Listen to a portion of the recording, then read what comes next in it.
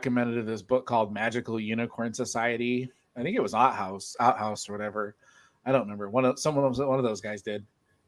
And I read like 20, 30 minutes of it to her each night.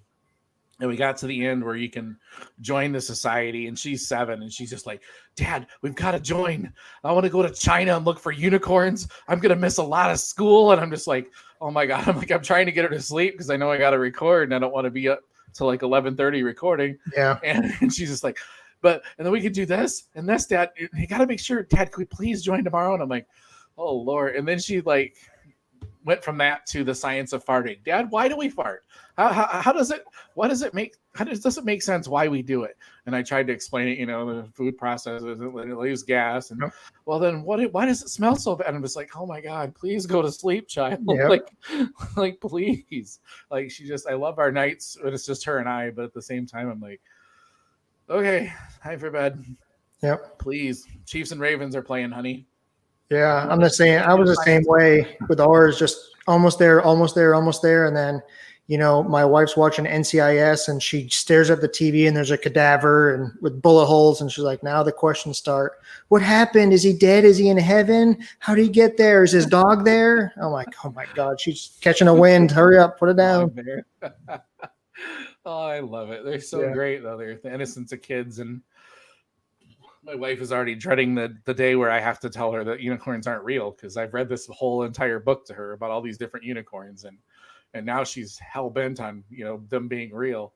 Yep. And I think I might have probably hurt her in the long run, but it's fun for now, I guess. So yeah. So anyways, we are here tonight to talk about football, not unicorn societies and not NCIS cadavers, but this is the Devy Owner's Manual, and this is episode 3.7. Although I'm about to scrap these numbers because I don't like this 3.7. I might just do episode. I don't care, whatever. I'm not big on numbering and all that stuff anyways. But we are your source of knowledge, or one of your sources of knowledge for campus to Canton type. We'll talk a little bit of college, a lot of college more or less, and a little bit of NFL too. And tonight I have a special guest. This is my buddy CJ Lang. You might know him from Twitter at clever_Lang 83. So CJ, how you doing tonight, man? Good. How are you? Thanks for having me on. As they say on radio, long-time listener, first-time caller. I know. I love it. I feel like I've been interacting with you forever, and I like getting people on that don't, that aren't on podcasts every 10 minutes, get some different perspective on things. So like how long have you been playing Devy and college fantasy? So I think it was about 2016 when I first started my my dynasty leagues. Before I was just doing like the typical office pool, Yahoo free league, or maybe like throw a $50 thing. I'll redraft. But when I found out about dynasty leagues, it was like a shot to the arm. I just got hooked. And then I think right now I'm in about 10 different dynasty leagues, plus a campus to Canton league, my first one that I just started, and 3 best balls. So I definitely caught it. No, that's not caught it yet. Come on. You don't want to hear my numbers. No. I always say I dialed back, and this year I did dial back. I dialed back to 42, I think. But like 8 or 10 of those are best ball eliminator type. So I dialed back to about 30. So, and yeah, it's been okay. A little tricky this year with all these injuries and stuff. But everybody's like, oh, I got an 0-3 team. Well, heck, I got a couple of those. I also have a couple 3-0s too. So I like to diversify my portfolio. We'll call it that. And not tell my wife how much I'm spending. But anyways. So what do you have to start setting your lineups like Saturday night to get through all 42? Nope. I usually Thursday morning, I'll set them all. I'll do a real quick, glance through Thursday night's game to make sure I don't have any inactives in there. And then Sunday morning, I'll do another sweep just to make sure I don't have inactives, basically, and just kind of look at the lineup. So usually takes, I don't know, half an hour each time. Not too bad. I mean, it's definitely a task, but some of them are so deep that there's really nothing I can do in them. Yeah, I have one that has 100-man rosters. Yeah, I mean, you're starting just the craziest people. And then Pete and I's Heisman to Hallis.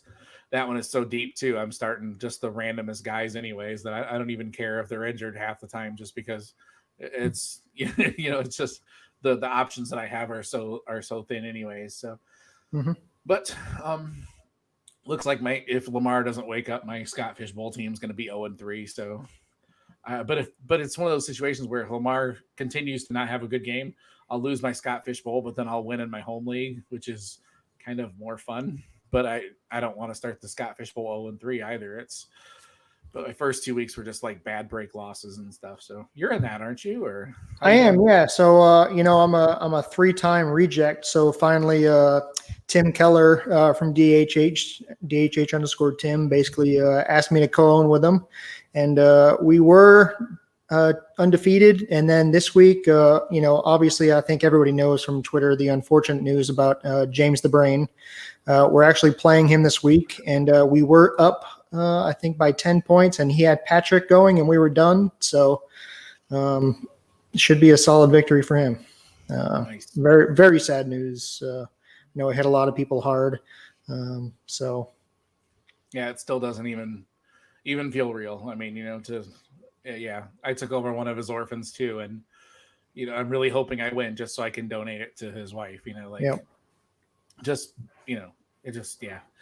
Anyways, we talked about that a little bit last week. I don't want to dwell too much on it. Just crazy, man. Crazy. Yep.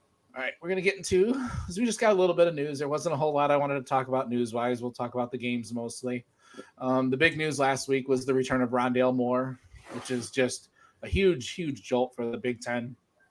A great chance for him to rise his draft stock as well. I think that freshman year was so amazing and a lot to go off of, but not seeing him play for almost 2 full years would have probably dropped him. I want to say probably still early in day 2, but maybe even farther down in day 2.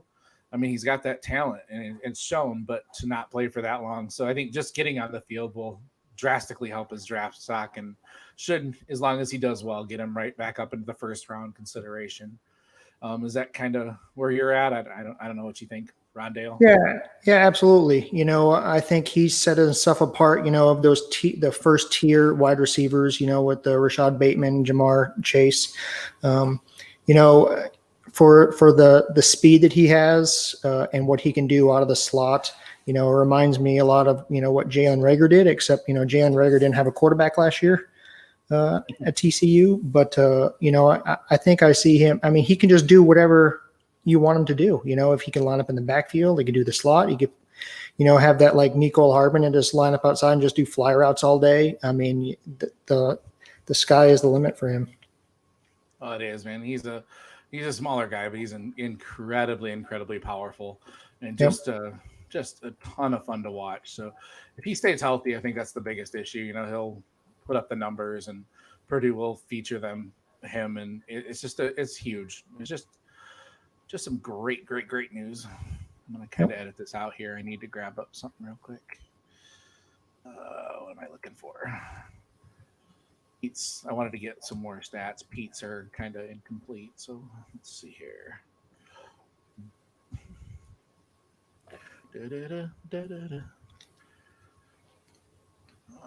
Come on. My computer's slow and I got StreamYard and a bunch of other stuff running. So come on. BFE internet. Come on. All right, here we go. All right, so I was going to go through the scores for week 3, but I'm not going to bore you guys with just a bunch of scores. So we're just going to go through the guys that we thought were the top performers or guys that may have disappointed a little bit. Pete had to bow at the last minute, but he did put his 3 guys in that he wanted to talk about this week. So we'll lead off with you, CJ. Who was your first guy you wanted to talk about? Your first guy you were either impressed with or didn't really love a lot? Yeah, I think my first guy, Breece Hall, the running back out of Iowa State, they had that surprising upset to the Raging Cajuns week 1. But Breece is a very talented sophomore. He's been averaging 128.5 yards per game. He had 154 yards this week and 3 touchdowns. He can catch too, really good. He's quite shifty. And I think he does project as a decent running back in the NFL. Right. He's my RB1 in the 2022 eligible class. I love the power speed combination. His vision seems to be just really, really good. And he carried that team. I mean, they should have lost again this last weekend with the way Brock Purdy was playing. So Yeah. I was really impressed with him. He just put the team on his back and just 3 touchdowns, like you said, 155 yards on only 18 carries, and he hasn't really caught the ball much this year, but it's there. I mean, he had I think 26 receptions last year if I remember right. Yeah. So And I think that's one of those things where, a lot of people were happy about Jonathan Taylor last year because up until his senior season, he wasn't a really great pass catching back, I guess you'd say. And after he had all those catches last year and all those long runs, I think that solidified his slot for a lot of people. But Brees has never had that issue, so. Right. I think moving forward, I think he'll definitely be somebody that you need to grab up if he's still available in a lot of your Devy leagues. Right, and he may still be affordable too. So, yeah, I kind of like that. So, let's see here. Next, go with Pete's first guy, a guy who had just a monstrous game. KJ Costello, the junior quarterback for Mississippi State, threw for 632 yards in their upset of LSU. I call it an upset because I said last week I thought they were going to beat them. I just didn't think that LSU could hang with the offense that Mississippi State was going to bring to the field. He did throw 60 pass attempts. He had 5 touchdowns and 2 interceptions. He's got just an incredible arm. He tries the patch. He kind of throws like Patrick Mahomes. He's got that arm. He throws some crazy angles. Not afraid to throw the ball, but it's also kind of a downside to him too. He takes way too many chances. But he's going to be he has a chance to make a meteoric rise this year in that offense. So I was glad Pete brought him up because he's a guy that I don't know if he'll translate to the NFL. I think some team will take a chance on him, especially if he keeps throwing up these types of numbers. LSU is missing their top cornerback and, not quite the defense they had last year, but that's still a pretty solid defense to allow that many yards. So I don't know. Did you get a chance to watch that game and see KJ or? Yeah, I caught some of it. The first SEC quarterback I think to ever break 600 yards. Plus, he broke Dak Prescott's record of 508 yards for Mississippi State. Tossing 5 touchdowns. I mean, he looked really good. Watching a Mike Leach coach team is almost like watching Bobby Knight coach. He's just part of the entertainment package as well. But Costello, the transfer from Stanford, he looked really good. I think the talent obviously is a lot better in the SEC, but we'll see. I mean, he's got a lot of tough games ahead of him as well. I think and I thought this about Jacob Eason as well, where he kind of has the arm that he thinks is too good already. He feels like he can fit in those tight spots, throws off his back foot a little bit, which is, that Brett Favre type thing where he'll put up those yardage, but, the turnovers could come too. So we'll see how he goes this year. It'll be interesting. And it's great to have another team coming out of the West other than, LSU and Alabama. All right, that's a really good point. I like that because that's it. Yeah, he just thinks he can make every throw, and he made a lot of them. Yeah, 36. He did complete 36 of 60, so that's just a little over 50%. So that's not amazing, but I mean, they won the game. So I said I wrote today for DLF that he may not translate to the NFL, but I'm sure as hell going to be watching every game he plays because it's just a lot of fun to watch. It's just kind of crazy. So let me see. My first guy that I wanted to talk about was Kyle Pitts, and he got my Devy performance of the week, man. He just was an absolute monster. He caught 8 balls for 170 yards. 4 of them were touchdowns, including like a crazy long one. And I mean, he's the tight end one, and he's just I still saw somebody today have Brevin Jordan ahead of him, and I just don't see it, man. I mean, Pitts is just a monster. 6'6", 240. He can block, but that's not where you're going to pay him, man. He's got the chance to be right up there with Kittle, Kelsey, being a top 3 tight end in the NFL. So I think he's going to get there quickly. And I actually wrote that I wouldn't even be surprised if he was the first pass catcher off the board just because of the difference he makes at that position. I don't think he's better than Jamar Chase. So I'm not going to say that. But just the difference he can make from the tight end position is just incredible. So I love the kid's game, and I'm excited for Florida and that whole offense. But he's the main reason they're so exciting. So don't know if you got anything on Pitts. Or... Yeah, I mean, you pretty much nailed it on the head. I mean, yeah, you think about the big tight ends, the Brevin Jordans, the Freiermuth.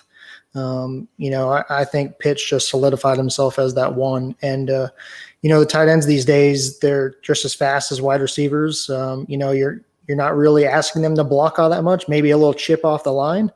But I mean, this guy is going to be a monster. So I think he had 50 catches last year.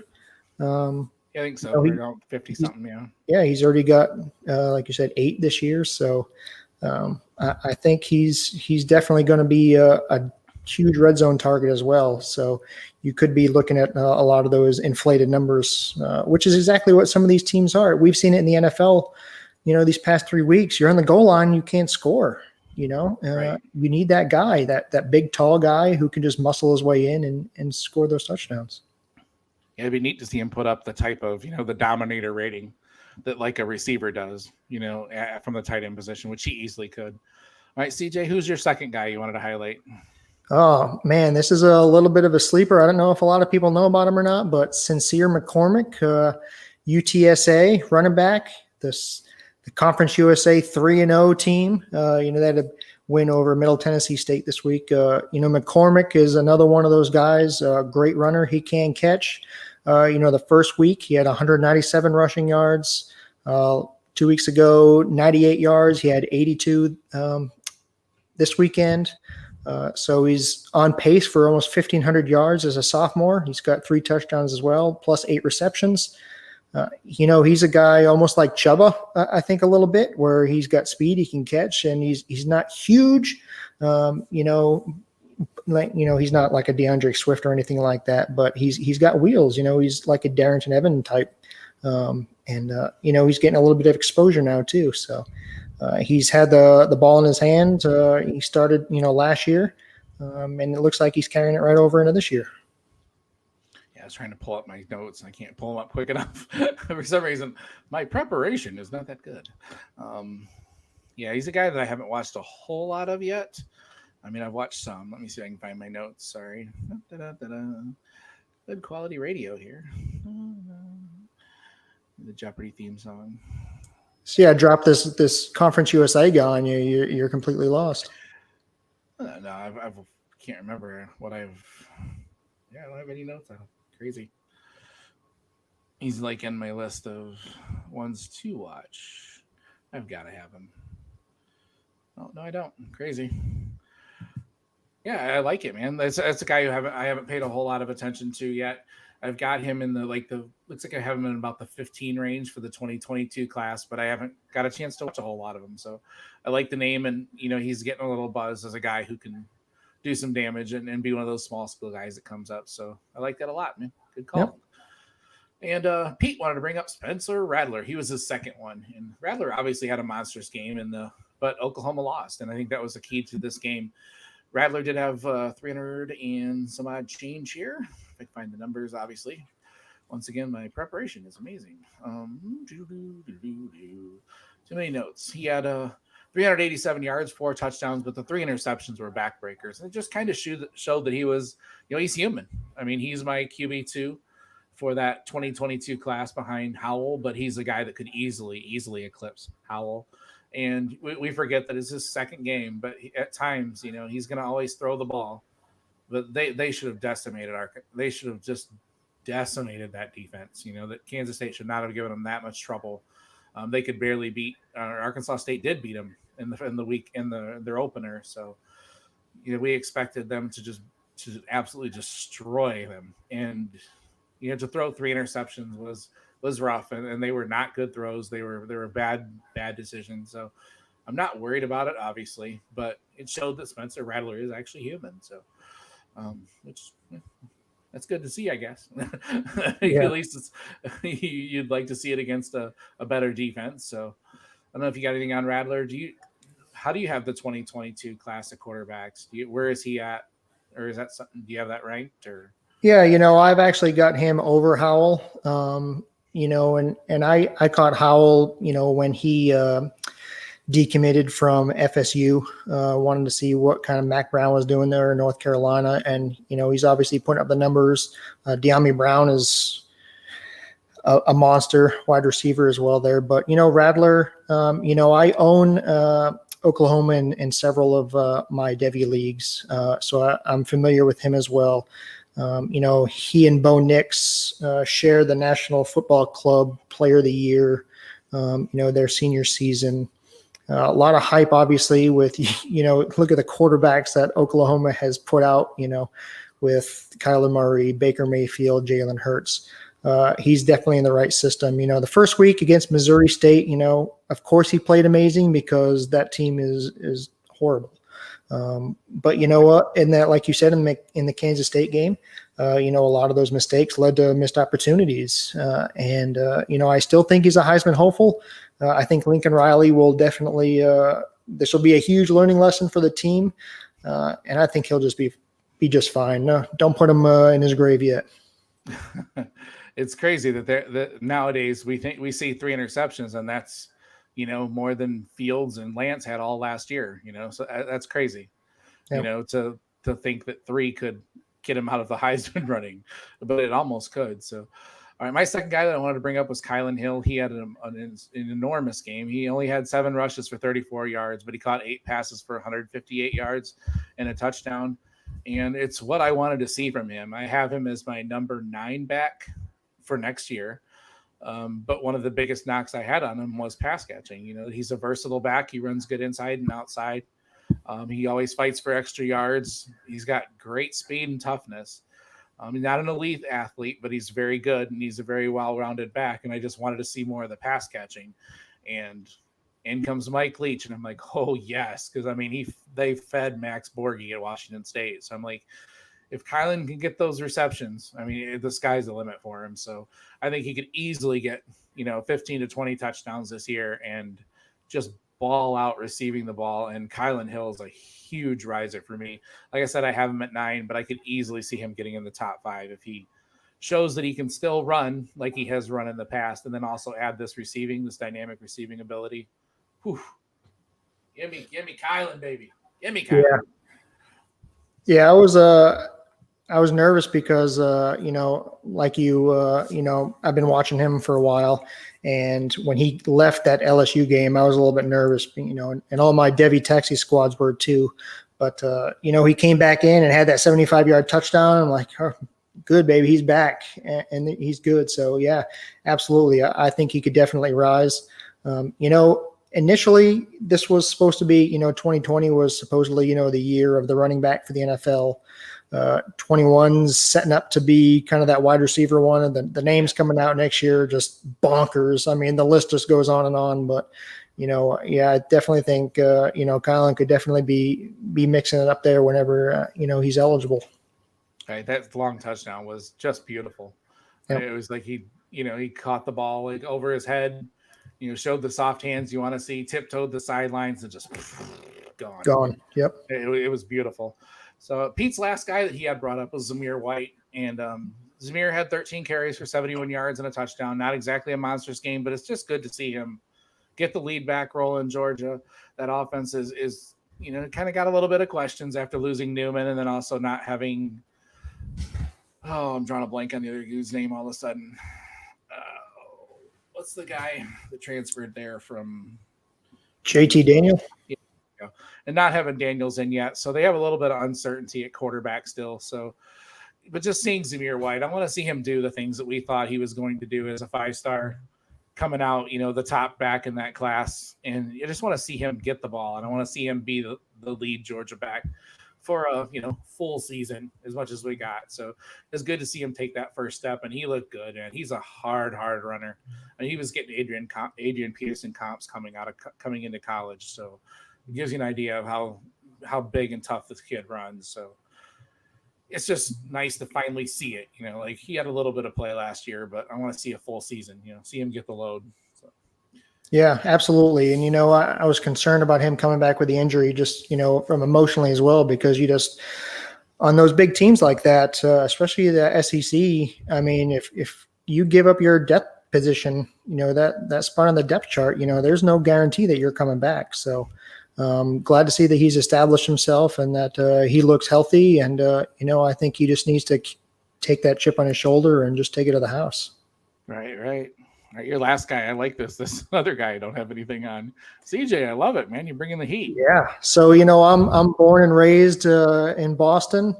Me and Doug Flutie and our 12 other BC fans, we finally got a guy. A lot of people know, Matty Ice and Luke Kuechly, AJ Dillon, one of the other quad gods with Saquon, hit a little bit of a hype train after some training camp pictures, but hasn't really done anything yet. But Boston College, we have somebody else, Hunter Long. He's a senior tight end. He had 9 receptions for 81 yards and a touchdown week 1. This week against Texas State, powerhouse Texas State, who Boston College defeated, by the way.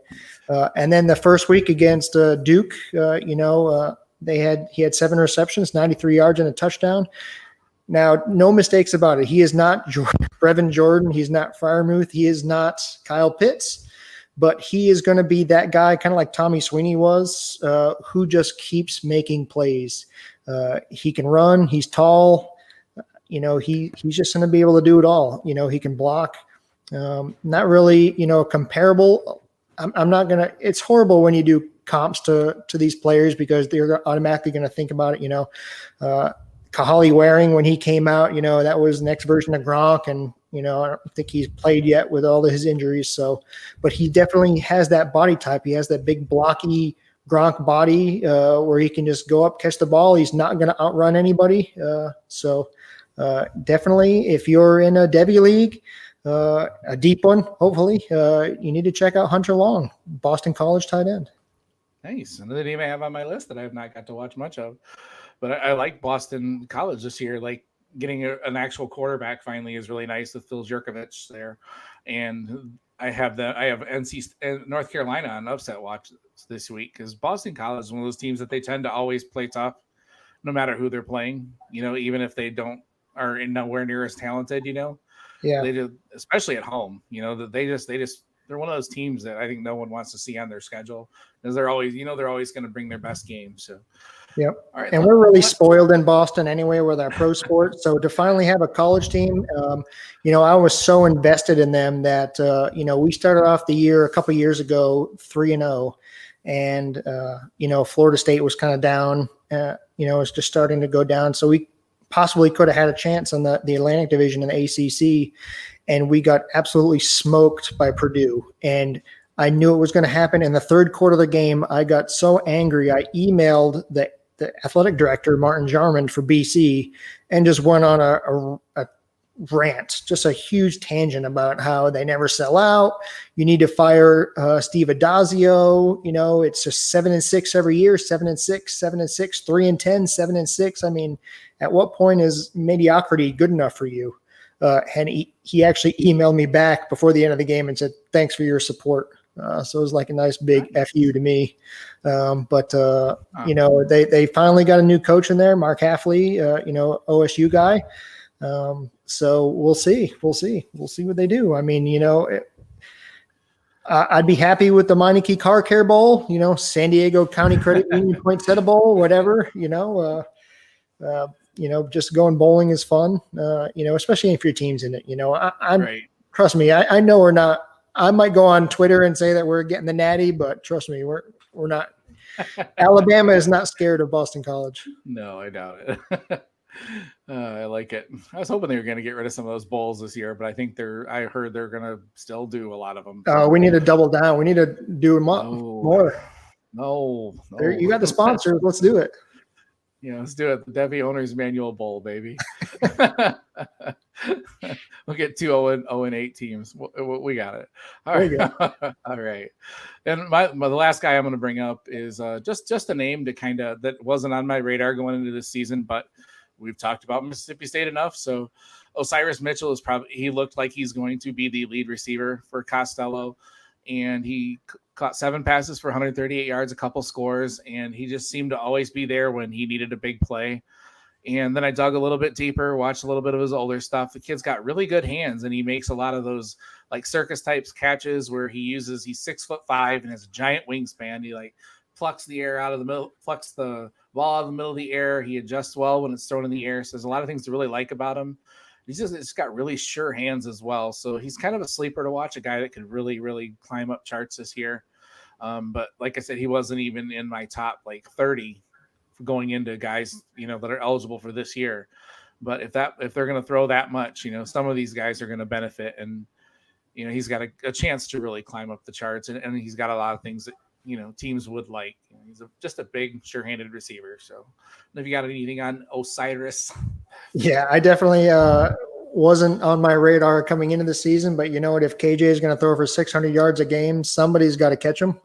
And that was the thing. Randy Moss was that sort of guy who, Chad Pennington. I was never a Chad Pennington fan. I felt like I could throw jump balls to Randy Moss and be an NFL quarterback. But, if KJ's looking like it's going to be his guy, then you got to do it. You saw what, Jamar Chase did for Joe Burrow last year, won the award. So we'll see. Right. Definitely got to keep an eye on. Absolutely. All right, just real quick, there's a couple really good games coming up in week 5. I didn't put this on the show sheet, so I'm going to kind of blindside you a little bit. But number 7, Auburn goes to number 4, Georgia. I'm really excited to watch that game. Just want to see. Georgia had a pretty easy test for the first game, so let's see what they do when they've got Auburn, who's got a lot of weapons. There's a lot of star power on the field for this one. The Seth Williams, Bo Nix on Auburn's side, the running backs. And we just talked about Zamir White for Georgia, George Pickens, who's I think one of the best receivers in the game. So it could be a really, really fun matchup. Anybody you want to see it play in that game other than the ones I mentioned, or? Yeah, no, I just want the studs to be studdish. That's what we're looking for. And if a new guy pops up, but I'm just happy that we have football, to be honest with you.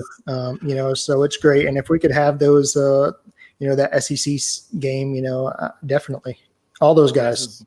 This will be a big, ugly SEC thump fest. I think I wouldn't be surprised to see it be like 1917 or something. Just whacking on each other. It's just they both have really stout, nasty defenses. So, and another one, Texas A&M travels to Alabama. I think Alabama should roll easy, but the Aggies have Isaiah Spiller. Hopefully, they bring Devon Damas out onto the field. He didn't see the field last week, but they're going to need him if they're going to have any chance to score with Alabama. And Alabama, everybody knows the names: Najee, Devontae Smith, Jalen Waddle.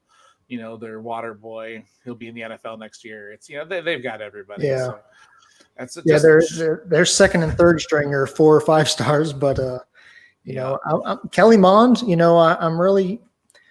I bought him in a couple places this year. I'm really hoping, that he pans out. He definitely has that scramble ability. If we're playing NCAA football, definitely a scrambler if you're creating him. His accuracy isn't always there, and it's just one of those things where one game he will look like the Heisman Trophy winner, and then the next game he'll be like, dude, have you ever played quarterback before? So it's tough. Yeah, he has some giant games, and then he just has some like, why is this guy even a starter? And then the last game I wanted to watch was, we just briefly touched on North Carolina at Boston College. It's the Sam Howell, Dammy Brown, Daz Newsome, Josh Downs. They have some great receivers in North Carolina, but I'm curious to watch what Boston College does with Jurkovich and your boy. You just talked about your David Long, wasn't that his name? Hunter Long. Sorry, geez. Kind of tripping over my tongue here. So it should be just a more of a fun game. There's some games, there's a lot of games this weekend, so it's nice to see all a sort of full slate. But those are just 3 that I kind of pointed out. Yeah, and it's always nice to be able to play spoiler a little bit. It's an ACC game, which is huge for Boston College. North Carolina's ranked, but like you said, Sam Howell, he's my quarterback 2 for 22. Dammy Brown is just amazing. The Boston College right now is that team that nobody knows any of their names, but they just play tough. It's that bring your lunch pail to work every week, and we'll see. They'll probably keep it close till halftime, keep me invested in the game, get me all angry, and then they'll blow it in the fourth. So I hear you, man. Let's see what we got here. All right, for the NFL, there wasn't a whole lot of huge rookie production this weekend, except for Justin Jefferson. Holy crap, did he break out! Like, I mean, as much as we were trashing the Vikings last weekend and Kirk Cousins, and everybody wanted his head, and then Justin Jefferson finally showed what he could do with 7 receptions for 175 freaking yards and 1 touchdown. That's crazy to have the most yardage in of the week, and just seemingly come out of nowhere. And that's just what he's capable of in that offense. So, I mean, whew, when they got him, I'm like, that's just a perfect get for that offense. So, I mean, if as long as Cousins can be sort of an NFL quarterback. So, I don't know if you got anything on JJ. Yeah, when they drafted him and then Diggs left, I was like, wow, this could not have worked out any better for Justin Jefferson. With Thielen, is injury prone, older, still producing though. But I mean, yeah, this guy's definitely their future. We'll see what he does, the rest of the year.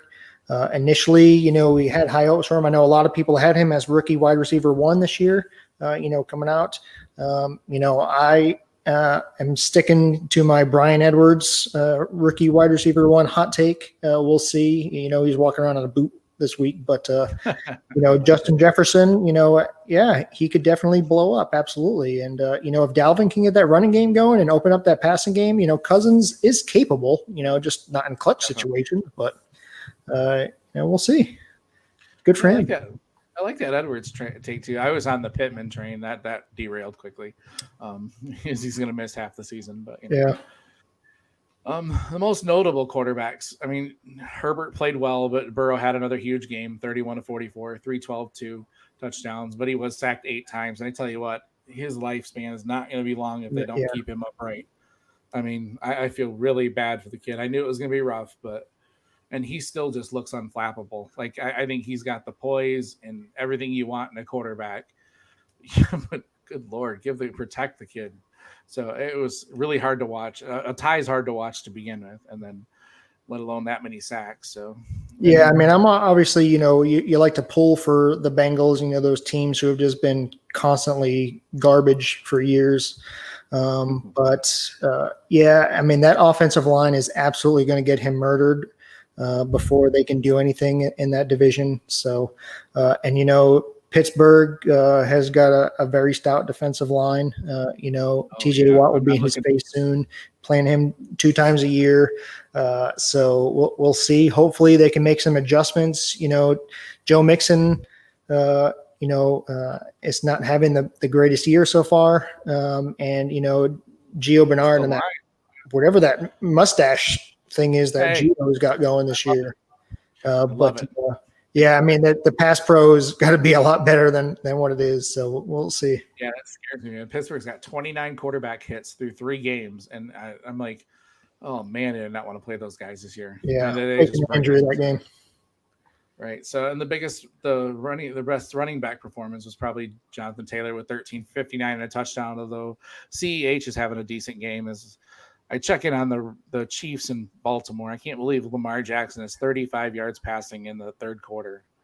That is insane. And the Chiefs are up 27-10. CEH right now has 36 yards rushing and 46 receiving. So he's having an all right game. You'd think they'd rely on him a little more with the big lead. So I think he'll have a pretty decent game. So not much to say for the running backs this week. Kind of a quieter week. Yeah. But Marlon Mack definitely, helped his focus. And then, when Marlon Mack went down, I know everybody was on the Nyheim Hines train, and then he laid an egg. So I think we're all in on Jonathan Taylor now. Right, and I actually saw. I couldn't figure it. I couldn't find out where I saw it or anything. But there was a stat, that was like a broken tackles per yards or something like that gain, and like Antonio Gibson was up really high on it. And Jonathan Taylor was one of the worst, like in the NFL. Like he's just not showing what we saw in college yet.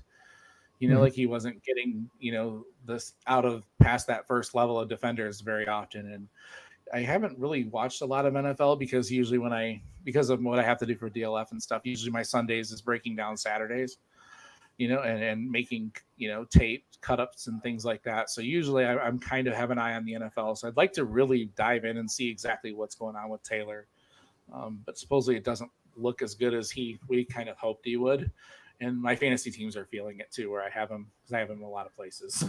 Yeah. I was kind of hoping this was a game against the Jets where I was thinking this is it, 150 yards, 2 touchdowns, and 13-59-1 against the Jets. Like, ugh.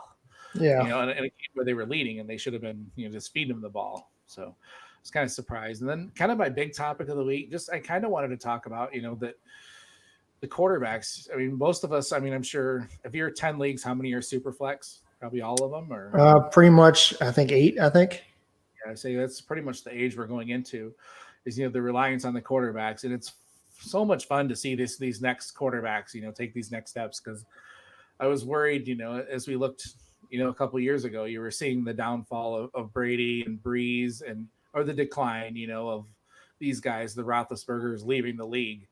And, we were wondering who's going to be the next to step up. So it's really fun to see this next golden era, like coming up. Like, we've already got Mahomes and Jackson and, Russell Wilson. Holy hell, is he amazing. So much fun to watch. And Dak Prescott, a little bit older guys of the golden age that I'm talking about, but I'm excited for this, for the quarterbacks in this league going forward, and then we've got Justin Fields and Trevor Lawrence coming up, and then Sam Howell, and it's just Spencer Rattler. We've got all these guys that there's teams that we thought we had a really good class a couple years ago with Darnold, and and now looks like Josh Allen might be the second best one out of that. Josh Allen is doing some crazy things. He's insane to watch and crazy dangerous with the ball at times, but man, is he a lot of fun to watch. So a lot better than I thought he was going to be. That's for sure. Yeah. And I just kind of wanted to get your opinion on, some of these new quarterbacks, what is your thinking? What is your, I guess, and then also like, what is your strategy? These guys you like to, how do you attack them in your leagues, I guess? Yeah. So I think with the quarterbacks these days, I think they scramble just as well as they pass. Right. Which is a big change. If you're looking back 15, 20 years, you could probably only name 2 or 3 of those guys, like the Randall Cunningham, type guys who are really amazing scramblers and throwers. And then you've got like some pure runners, I know Michael Vick could toss the ball, but I mean, he's running first and passing second. Jalen Hurts is kind of that same way a little bit. But these guys can all scramble. You mentioned it, Dak, Joe Burrow. All these guys, these new guys can all run. Even Mahomes can run. Obviously Lamar Jackson is the RB1 on his team. So I think you're definitely going to start getting into that. And then you look at some of the guys coming out. They're all scramble. They're all scrambler guys, and they can throw really good on the run, and that opens up so much. You don't need a blocking tight end anymore. You might not need the greatest offensive line because you can circumvent that with a scrambling quarterback. When I'm approaching a Devy league or a dynasty league or what have you for Superflex, quarterbacks are always number one for me. I'm always taking them at least first. But excuse me, I think when you're going, you have to look at you're getting the rushing yards as well. Right. Josh Allen is great for that, but he's not accurate. Obviously he's doing that this year, over a 60% completion percentage, but he's not super accurate. And then I prefer to have the guys who are a little bit more sit in the pocket just for a tiny bit longer, just because I feel like their lifespan might be a little bit better or longer in the NFL. The Lamar Jackson, if he starts taking all these hits, he's not going to be around for a long time. And if you're going to, in a super flex league, if you're going to be down your star quarterback, you're screwed.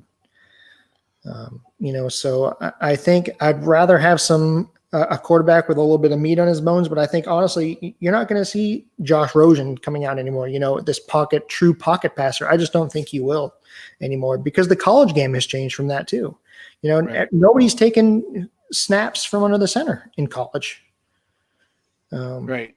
I guess that's something that I never really even thought about. Like one of the things that I love about Howell is he is a pocket guy who's got great accuracy and but yeah, is that going to hinder what he can do? Because it definitely allows defenses to take that element out of the game, you know. And I'm looking at the starting quarterbacks in the NFL, you know, and they're guys that, you know, even Deshaun Watson has pretty good scrambling skills. You know, he has to because he's running for his life all the time. And, you know, and your Baker Mayfields, your Kyler Murray. I mean, you're definitely seeing a trend of guys that can run, even if they don't run all the time like Lamar, but they definitely have that.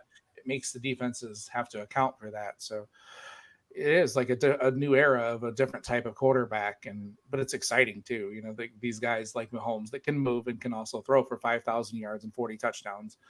You know, and yeah, it's crazy. So I don't know, it's just something I kind of had noticed when I was kind of going through, you know, thinking about how, you know, a couple years ago I was like, oh, I'm not looking forward to the quarterbacks in these leagues, you know, upcoming in the NFL, and now I'm like, wow, we're blessed. We've got another 10 years of just some really great quarterbacks, you know, and it's exciting. So kind of cool.